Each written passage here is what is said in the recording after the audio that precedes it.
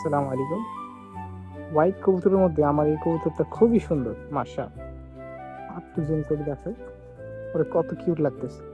So ও হচ্ছে actually Rabbani pigeon লফটের একটা কবুতর, মানে ওর ফাদার, ওর ডিরেক্ট ছেলে এটা আমার লফটে। সো ওকে একটু চেষ্টা করি ডান দিক থেকে দেখানো। খুবই সুন্দর, মাশাআল্লাহ। আমার কাছে হোয়াইট পিজন খুবই ভালো লাগে।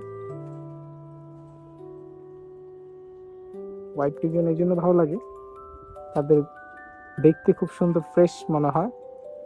অ্যান্ড ওরা দেখতেও ভালো লাগে। তো আমি এখন একটু ওকে ওড়াই দিব।